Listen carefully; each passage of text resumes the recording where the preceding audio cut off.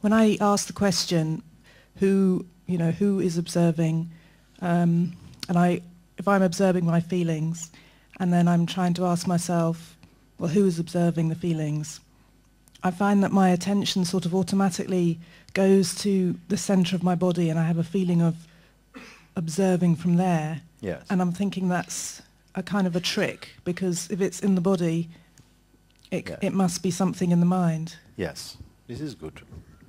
If it is felt like the observing is coming from the belly, for instance, this is a thought, no?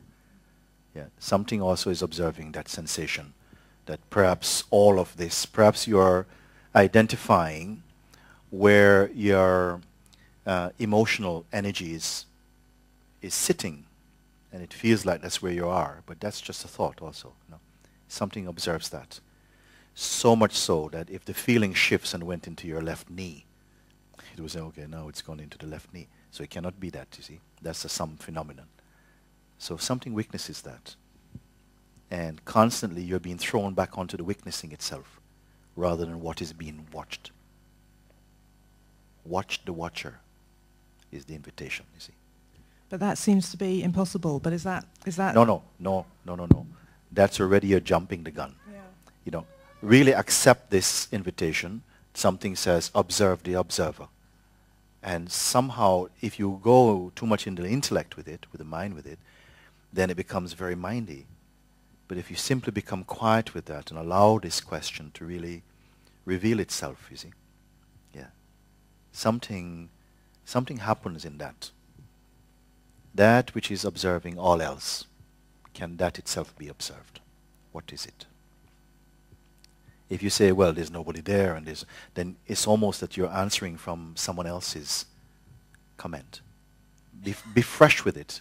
Let this question happen inside like it's the first time you're hearing it. That which is observing all else, can that itself be observed, you see? Test it out. Is there an entity behind the observing, watching? Is there something? Prior to observing, that within which even the power to observe is observed. Don't go upstairs, as I say, it's just allow that. Don't give any image to it, because that's also another tendency, is to create a kind of a little gremlin or something who's behind the curtains looking at everything. But this is only another thought, it cannot be. All this question is throwing you back, throwing the attention back before even attention arose, you see. That which watches even attention or inattention. Can it be known? See, can it be known conventionally? Can it be known like objectively? I know this. Can it be known? You can answer this question. Where are you looking from? You see? And as what are you looking? Let's remember also that the ego, the idea we have of self or a self-image, is also capable of observing. But as I said, it observes with self-interest, meaning that whatever is going on, it's comparing to see if it benefits me or if it doesn't benefit me. So that's definitely a kind of entity, a kind of person, a kind of... If there is identity, there is an I entity. You see? Find this I entity if you can do it. Is it existing or is it merely a thought? Don't be lazy about it. Why I say this? Because somehow so powerful is this question that when asked, it seems as though something doesn't want you to find out. It's almost like it's going to keep swapping this question with, searching for a handbag or something. It will go off onto some other kind of thing. It's like to focus on this question, to hold this question, seem like something goes a bit wobbly. And then I say, what is watching even this wobbliness, you see? And immediately, when recognized, there's a sort of steadiness, you see, that is present.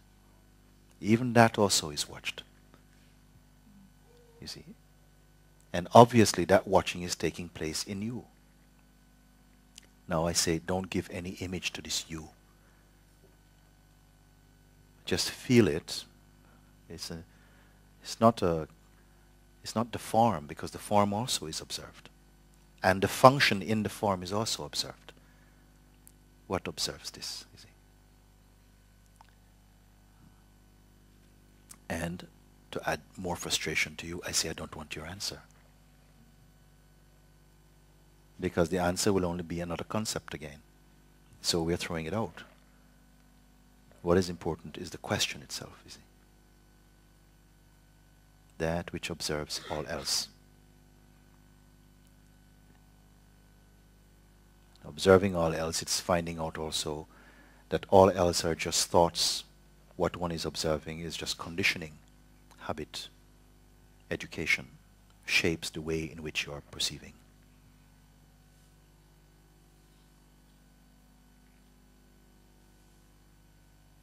Unless mind names an action as an action, it is not an action, in fact.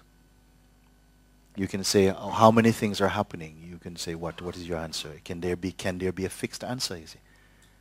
You can say uncountable movements are taking place, but someone else might say nothing is happening.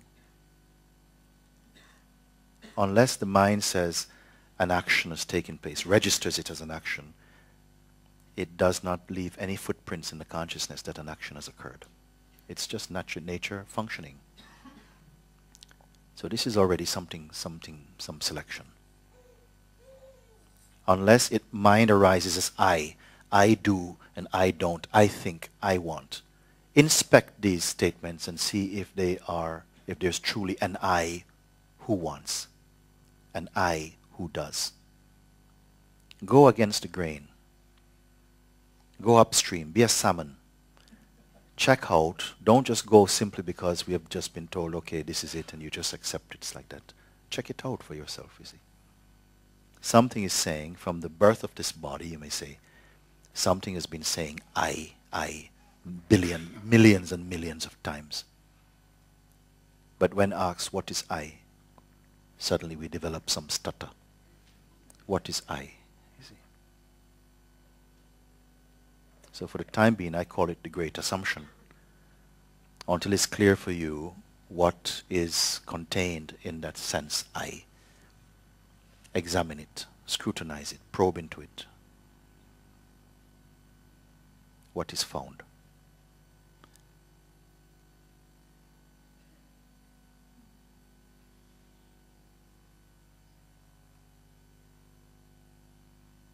So in some beings, this has been very clear.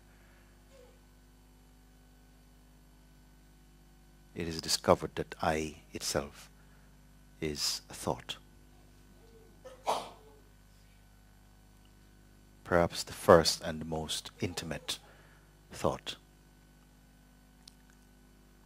Because something is earlier than I that watches even the sense I.